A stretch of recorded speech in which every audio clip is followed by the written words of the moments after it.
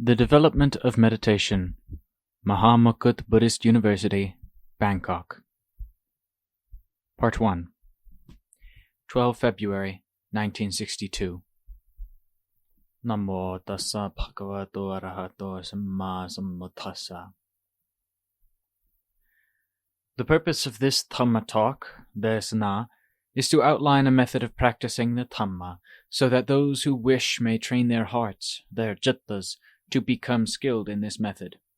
But to start things off on the right footing, while you listen to this Dhamma talk, you should listen to it from your hearts in the way that I have told you in the past, for this is an especially suitable occasion for all of you to learn how to train your hearts, and to take a rest from the troublesome work of your jittas as well. The jitta does work here, there, and everywhere without ever resting. In one's job or wherever else one may be working, one often has time for a rest. Despite such a rest, the jitta goes on working automatically and continuously goes round and about oneself without ever stopping, and thus one cannot at the same time find happiness of heart. So this occasion is an opportunity for you to train your hearts so as to make them rest and attain calm from time to time. As well, this occasion is also a good opportunity by virtue of the fact that we have been born into the right conditions, a rare and difficult thing to attain. As the Lord Buddha once said, Gitso manussa bhatilapho. Hard is it to attain the good fortune of a human life. No other beings have the right opening and fortunate circumstances to attain the human state to understand this Dhamma talk as a human being can.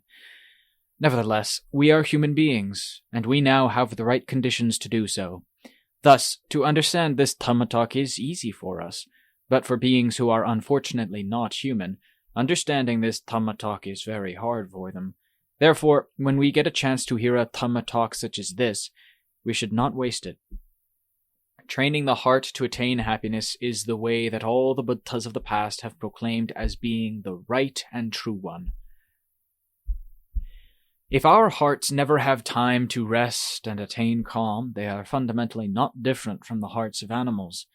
But when our hearts rest, relax, and receive training, we shall be able to see the faults of thinking and imagining, the faults of a turbulent heart.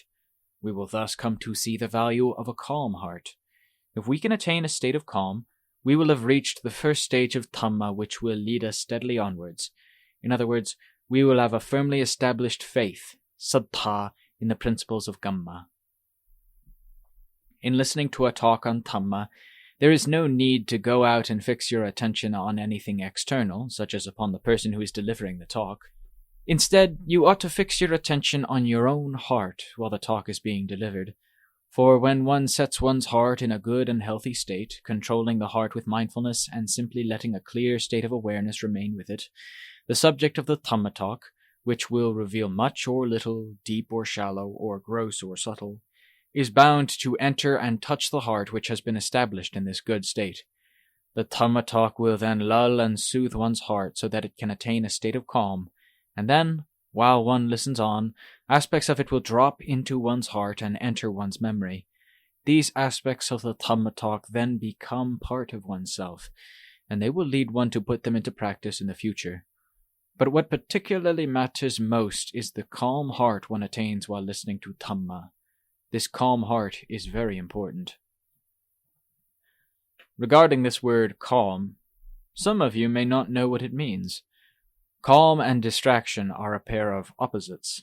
Distraction and turbulence arise from the thinking and creative activity of the heart. A heart which is active in creating thoughts connected with the past or future and with good or evil. All such creativity is the work that is done by the jitta.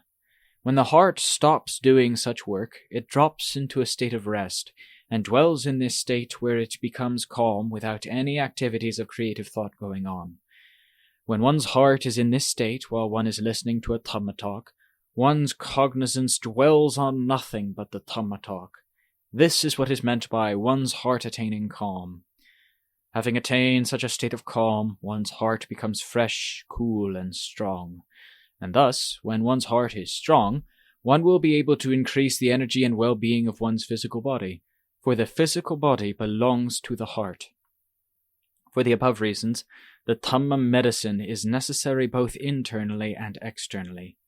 Internally refers to the heart, which takes the remedy, which is the Dhamma medicine, and having done so, it will come to understand the workings of cause and effect. One will also know a state of calm and happiness within one's own citta, and in one's heart, one will increasingly come to see the suffering, dukkha, which exists in one's life. Externally refers to one's own physical body, which will then attain happiness and ease. This is what is meant by saying that the Dhamma medicine is the remedy for one's heart, and it is also the remedy for one's own elements, dhatu and khandhas, which, when one has taken the remedy, will have constant bodily happiness and ease. At the beginning of this talk, it was said that all of us have a good opportunity, for we are human beings. We have also had the opportunity to meet the genuine and true Buddhasasana. Other kinds of beings do not have the opportunity to know what results arise from the doing of good and evil, nor how suffering and happiness come about. They do not understand, nor do they have a chance to try and correct those things which are evil, nor to practice and develop in themselves those things which are virtuous, graceful, and good. But we have the good fortune to have become human beings, and thus we have the opportunity to know good and evil, merit and demerit, and many other things which are worthy and unworthy. For this reason, we say that the human state is one of excellent good fortune. Initially, this state arises from doing work. In other words, working to do and train oneself in those things which are virtuous, graceful, and good, and also from trying to amend the evil which one has done when delusion has been strong in one's citta. Trying to do those things which are good, so that they arise and grow within oneself by way of one's own bodily actions, speech, and mind, may be counted as the first of one's good fortunes. As one is also a human being in this life, one receives the benefits of a human being accordingly. The second of one's good fortunes comes about when those things which are good are accumulated and become habitual tendencies of one's citta, so that one continues to go on acting in this way in the future, thus causing one to remain cool and happy due to virtue. If in the present one does not try to train oneself and to arouse and practice these things so that they develop within oneself, one will waste the good fortune of this life and the opportunity for the future. Thus it is said, Manussa Patilapho. The human state is one of good fortune, and initially this means being born as a human being. As to the second kind of good fortune, it is very important, and is a thing which all of us should practice so that it arises and grows in each one of us. For if people who have attained the human state, as in fact a vast number have, persist in doing bad and demeritorious things, they will fall from the human state in the future, or they will become what is called Sīlaratano, human beasts, who cannot be replete with Sīla and Dhamma. Therefore, the human state is one of good fortune, may be taken to mean that it is good fortune to attain the state of a good human being, a state with Sīla and Dhamma, in which good and evil and what is beneficial and harmful are all known, so that eventually one becomes able to get rid of the obstructing defilements, both in the world and in Dhamma. Obstructing defilements in the world are those faults in one's action or behavior which are such that one's actions of body, speech, and mind lead to an increase of trouble both for oneself and others, and this is so whether one understands what one is doing or not.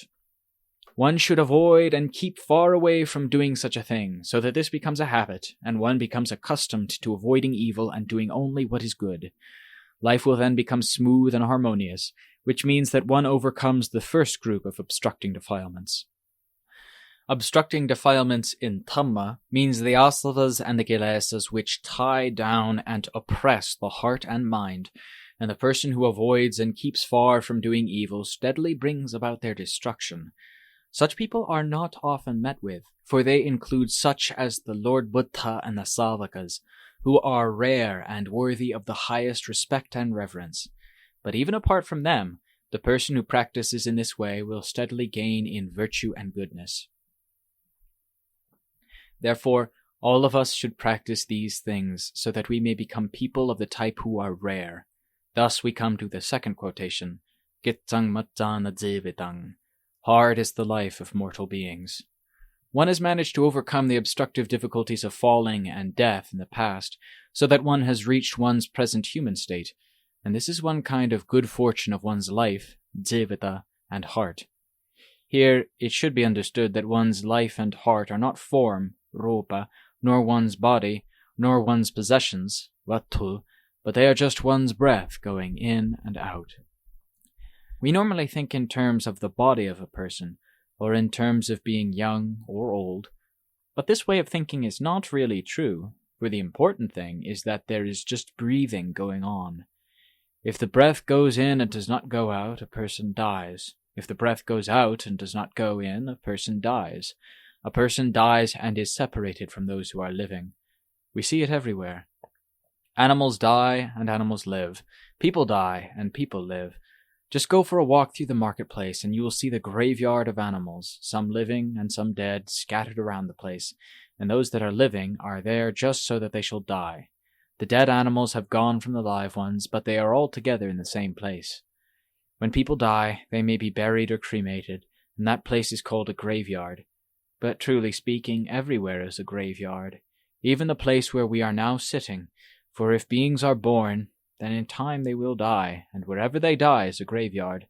There is nothing strange in this, for the whole earth is a graveyard, and there is nowhere that is not a graveyard of beings who die. The living and the dead dwell together all the time, and if the dead are cremated in a wat, a monastery, as here in Bangkok, we say that they came to their end in the wat, for it is not possible to cremate them in the forest, where it is customary for the country people to cremate the dead in a place which is truly a graveyard. In a wat, however, cremation is not given the name of graveyard, but is just called meru, and meru just means the graveyard for cremation. Meru is the Thai name for a crematorium, normally located in a monastery. If one contemplates these conditions, all of which are created or formed things, sankhara dhamma, and how the dead have departed from the living, it gives good reason why one should not rest and take it easy in one's life and heart, for those who are still living are, as far as we are concerned here, only living so that they shall also come to death. It tells one to do, to arouse, and to develop one's bodily actions, speech, and heart in those ways which will be of benefit to one's heart and fundamental nature. Therefore, one ought not to rest and take it easy in life. It was said above that virtue means happiness. This happiness can arise in various ways by way of body and mind, and this is a thing which we all desire and yearn for. As for suffering, if anyone experiences only the smallest amount, they do not want it, and this is so even with animals. But it is beyond one's power to get rid of suffering completely. When one has thought about and seen the way of life and death, and how the living and the dead part from one another, one should not be indifferent to that which is within one's body, which is one's life and heart, because it stays there only while one is breathing. There is no instrument like a thermometer which can measure it and tell that this person has so many more years to live, and that person having reached such an age will die after so many more years. Nor can one say that because this person has a healthy body or is still young that he ought not to die for a long time. It cannot be reckoned in this way, for it depends on the breath, and whenever breathing stops, death takes place. When dead, even if the body is kept at home and is not immediately cremated, the dead person is called a departed one and has changed into a ghostly thing. In Thailand, it is reckoned that when a person dies, his ghost still remains for a longer or shorter time in the vicinity of the place where he died. This is not always the case, but is most likely to occur if a person had a lot of bad Dhamma. Even if it was a child or grandchild, a relative, a father or a mother, grandfather or grandmother, as soon as the life and citta leave the body, he or she changes immediately into the ghost of that person. It makes one awed and afraid that such a thing should come from a person when this body comes to its end. Because of this, we who are living in fire, which means that we are living in an environment with all sorts of things around us which can bring about the destruction of this body, will try and search for the means and method to get out of this fire so that it cannot destroy us and so that we can live for a long time. When a person is not indifferent to these things, and has contemplated and thought about life and death, which are insubstantial and fleeting, he will not want them. When he has also grasped and seen the nature of death, of old age, dissolution, destruction, and these changing conditions as above, it will become an image, nimitta, rooted in his heart, always reminding his heart and mind. In this way, he will be able to train himself to gain benefit from these fleeting and insubstantial things. For nobody wants death, as was taught by the Lord Buddha when he said, Jati bidukkha, jara bidukkha, maranam bidukkhaṃ, etc. Birth is suffering, old age is suffering, death is suffering, etc. This was the initial thing that the Lord Buddha taught in his teaching of the Four Noble Truths, the Arya Satta. And knowing this, who would want life and death? Why then did the Lord Buddha teach in this way? He taught in this way because he did not want death to come to you. In other words, contemplating death will lead you to not being careless and heedless. It will lead you to develop virtue and goodness, which will be of real value to yourself, and to strive with urgency while you are still alive. For when one's life and citta have gone, one's opportunity has gone. And how can one then do these things? One may do more or less training, but when one's heart has come to the end and one dies, it is all bound to stop. Then one gradually experiences the results which come from the actions, the Dhamma, which one has done in the past, and these results are greater or smaller in accordance with the strength of the actions which gave rise to them. This is the reason for the second quotation, Yittang mattana jivitang, hard is the life of mortal beings. For this life is a rare thing and hard to attain, which means that it is rare to find a person whose life and citta are always virtuous, graceful, and good. One should not be lazy and indifferent, and from day to day, the least that one can do is to develop reverence and to go through some of the Buddhist chants, or one can repeat the words Buddho, Dhammo, Sangho, or fix one's attention on one's breathing when one lies down before going to sleep. For these are ways of practicing Dhamma which enter into one's citta, so that when one goes to sleep one will not have indecent dreams. Or if one should chance to die in one's sleep, it will lead to a fortunate state. Sugato. In other words, one will go to a good state by virtue of Buddho, Dhammo, Sangho. These are forms of Dhamma which are good, and which superintend one's heart, leading it into good states. Training one's citta has results and benefits of the kind described above, and this brings us to the end of this section, and leads on to the third line of the verse. Gitchang sad Dhamma savarnang. It is hard to hear the good Dhamma. This means that to listen to a Dhamma talk is a hard thing. It is hard for people in this age who do not want to listen. The Dhamma which was taught by the Lord Buddha has been proclaimed for more than 2,505 years, and in all its 84,000 parts, Dhamma Kantha, it is not to be found wanting in the ways of Sila, Samadhi, and Panya, for it is the Swakata Dhamma, the well-taught Dhamma, which the Lord Buddha taught well. Why then do they say that it is difficult in this age? In those ages where there is no Buddha, no Dhamma, and nobody who can explain, it is truly difficult, and remains so throughout that age. But that is not the case nowadays. It is just difficult for those who have no opportunity or no interest. The world takes hold of the hearts of people, submerges them and inundates them so that they have no time to listen, or, in other words, to reflect upon the way that cause and effect works upon decrepitude and death, upon old age, and upon the pain and suffering which is within their bodies and hearts, for all this is called Dhamma talk. They have no opportunity to listen to a talk given by a bhikkhu, nor to reflect upon their own bodies, their existence, and how they continue to fare all the time. Throughout the body there is no part which is not subject to old age, pain, and death, and to final breaking up and disintegration. Its nature, sabhava, changes in every part and organ throughout. This is the Dhamma which is difficult to listen to. Difficult because the hearts of people are under the influence of the kilesas, tanha, and asavas, which are entangled and bound tightly round their hearts, dragging them into places where they ought not to go. If they oppose these things by the way of Dhamma, their resistance meets with difficulty and trouble. This then is a way in which it is difficult for people to listen to Dhamma nowadays.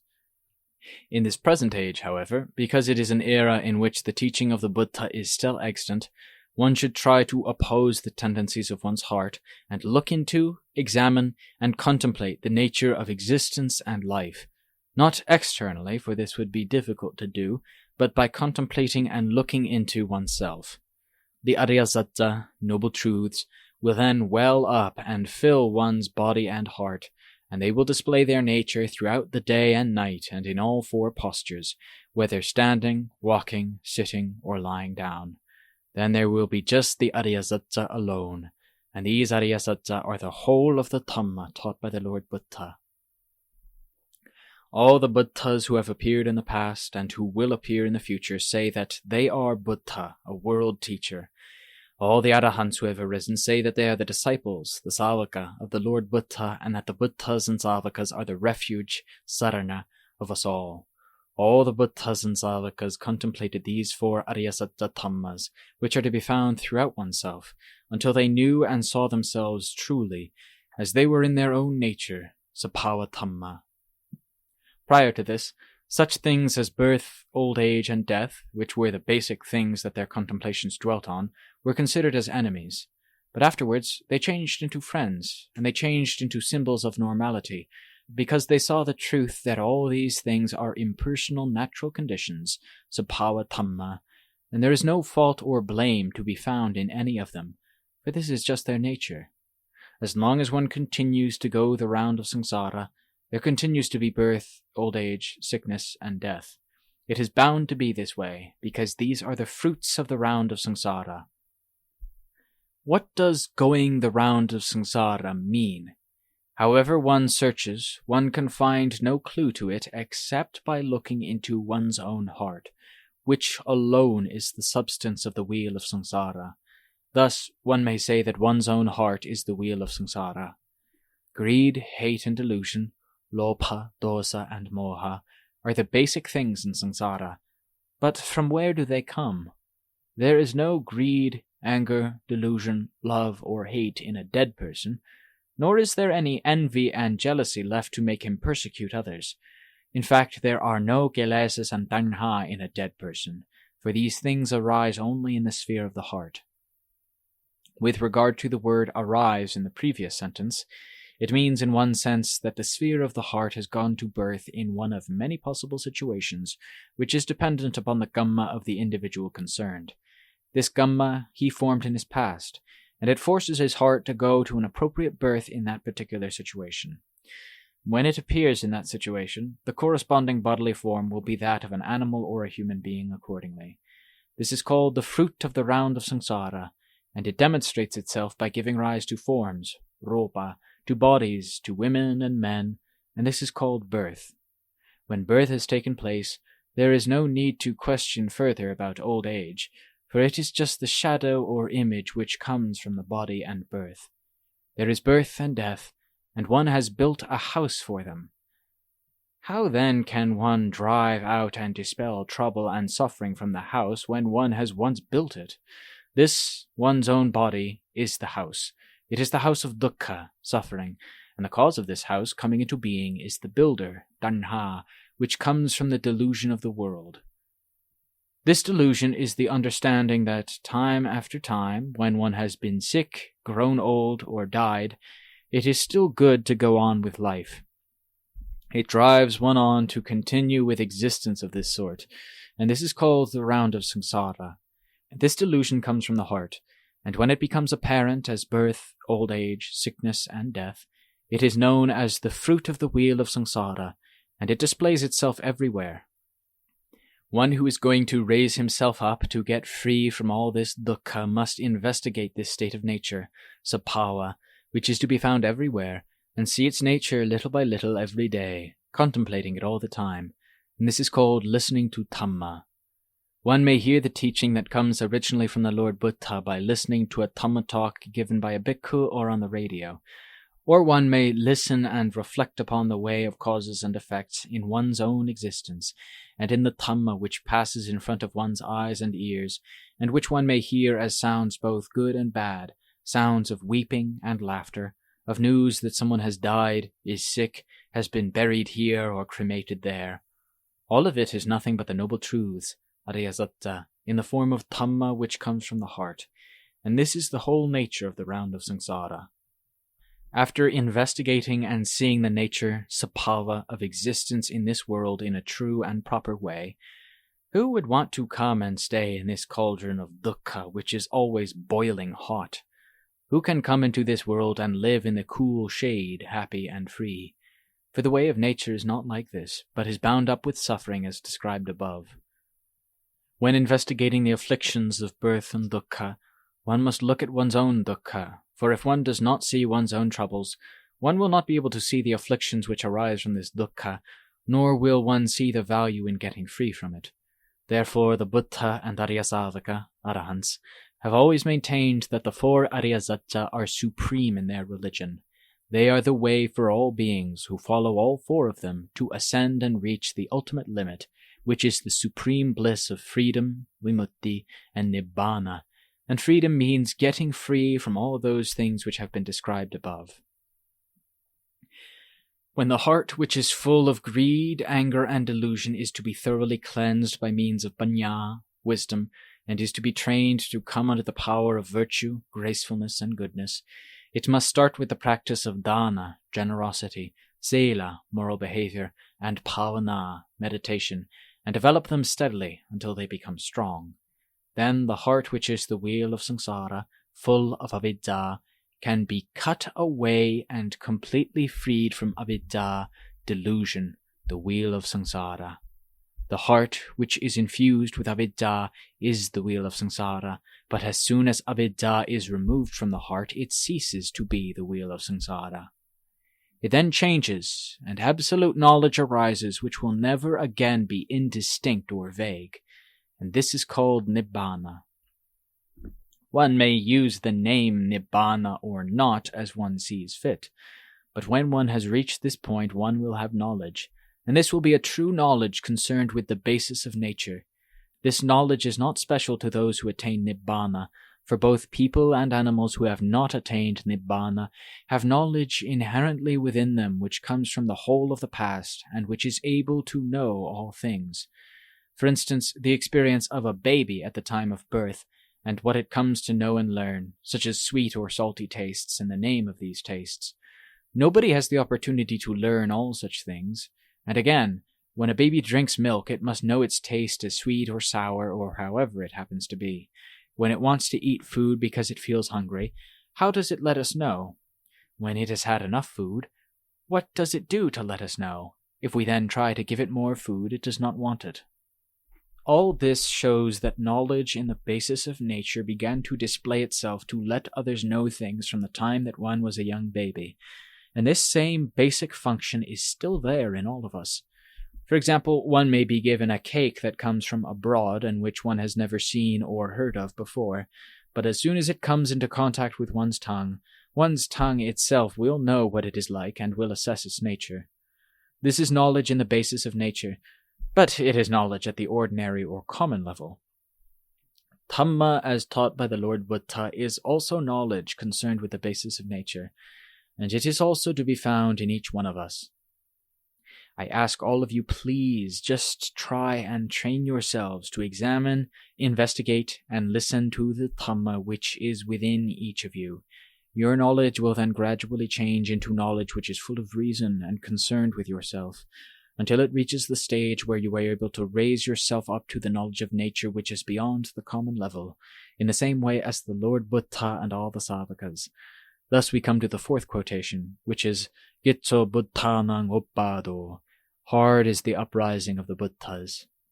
Endeavoring to train oneself to investigate, research, and listen to the Dhamma talk is a thing which is rarely practiced by people, but when one does this, one should try to develop it so that it arises easily, until one's heart becomes absorbed in listening to the Dhamma talk all the time, both externally and internally.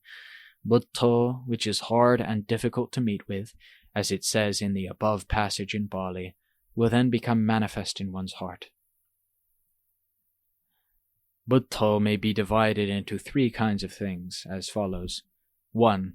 Buddha means the Buddhas who arise in the world, but they only arise very rarely and only one at a time. In this meaning, It is rare and hard to meet with. 2.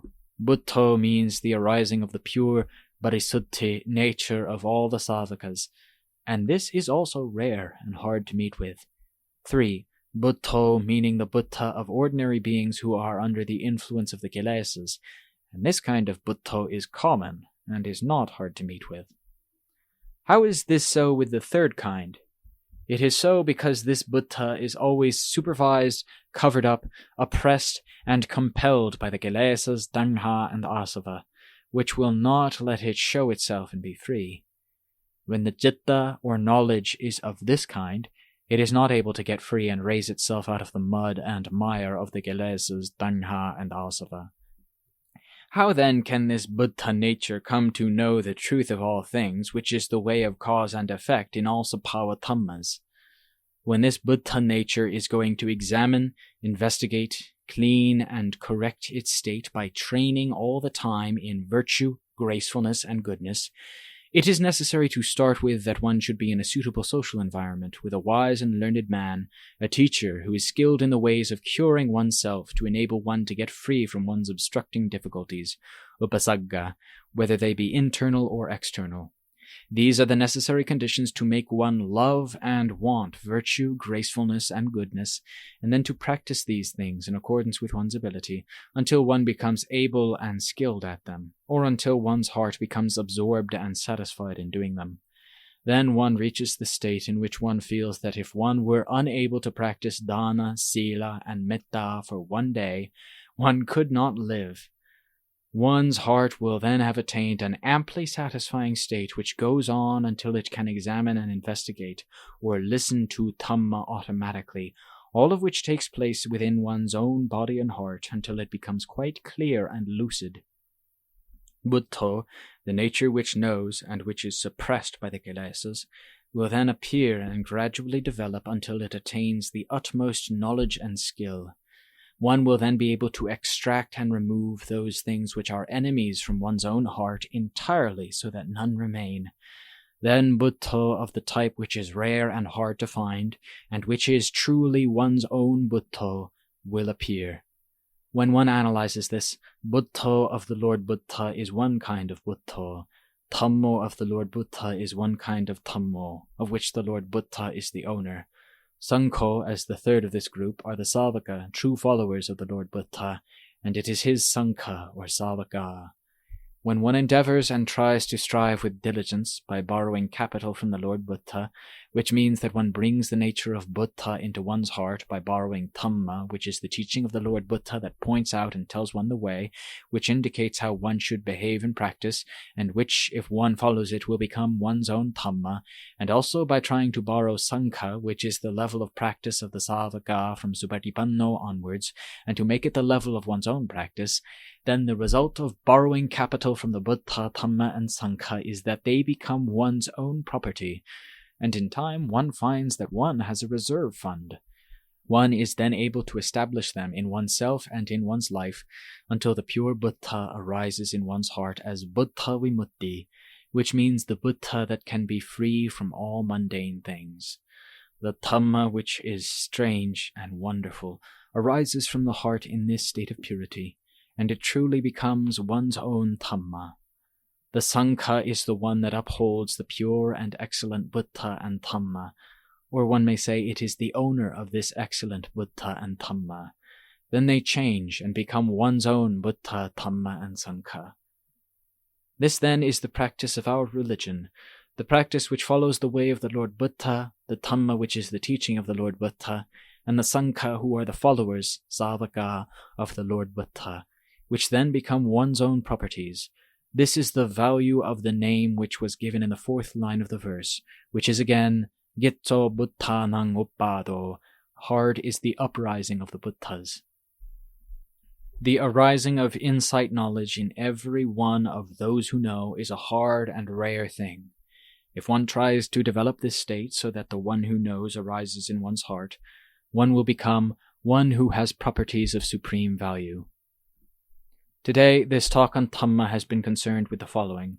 1. Gitto Manussa Bhatilapo, in which we talked of the fact that to become a human being is a rare and difficult thing.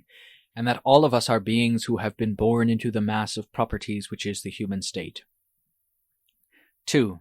Yittang matana jivitang, that we have lived from the beginning of this life up to the present moment, and that this is our good merit and fortune. 3. Yittang sad Dhamma savarnang, that to hear the Dhamma is a rare and difficult thing. All of you here have heard the Dhamma on the occasion of this desana, and each one of you can train yourselves to examine and investigate the sankhara dhammas, formed or created things, both externally and internally, which were said to be the conditions in various ways for hearing the true and genuine Dhamma taught by the Lord Buddha. And in the final section we said, 4. Gitsang buddhanang uppado, that the arising of insight knowledge occurs in one who has purity of heart, which is freedom. Having got free from all the kilesas, asava, and tanha, this state will then become one's own property. Therefore, I ask all of you who are listening to this Dhamma talk, please to develop the practice of examining and investigating, so that both the first 3 and the 4th of the above sections of Dhamma shall enter you and become obanaiko, leading inwards, bringing you results and benefits. Furthermore, the above knowing and seeing for oneself is called sandirtiko, visibly apparent here and now, and is one meaning of that word, which may occur at a low, middle, or the highest level. Sandirtiko begins to become manifest from the time that one starts to strive, endeavor, and practice dana, the maintenance of sila, and the development of pavana. This is the Dhamma which one comes to know in one's heart, and it gradually develops and increases. One comes to know and see that previously one never used to practice dana, and one had no saddha, faith or belief in Buddhism, nor in merit nor kamma. But now one has belief, and one knows in one's heart that one has practiced dana, guarded one's sila, and the development of pavana. This is sandirtiko, the seeing of oneself by oneself. Furthermore, one trains oneself in pavana, controlling one's heart and making it dwell in subjection, restraining it with mindfulness, meditating with wisdom, and making it remain with awareness on a single object of such a type that calm increases and happiness gradually develops. This is another type of sandirtiko which appears to oneself. This continues until one has knowledge and skill, and is able to cure one's heart and free it from all things in one's surrounding environment. This is the highest form of sandirtiko that can arise in one's heart, and it comes as a result of the practice of Dhamma. One should let things enter through one's senses all the time and make them obanaiko, leading inwards. The sights and sounds which one sees and hears are either good or bad, so let them enter, and by diligently examining and investigating them, one will learn from them. One can then attain beneficial results from the things which enter one's senses of sight, hearing, smell, taste, and touch. By doing this, one will not waste the good state of human life into which one has been born, for this state that one has come to is one of excellent good fortune, nor will one waste this good state in which one has come across the teaching of Buddhism in this life. Then the word Buddha, which is the state of purity, can become your state and the property of all of you. To conclude this Dhamma Desana, may the virtues of the Lord Buddha, the whole of the Dhamma and the Sangha come to all of you who are followers of the Buddha, so that you may have happiness and well-being in your hearts, and may all of you achieve those things which your heart truly wants. Evang. Thus it is.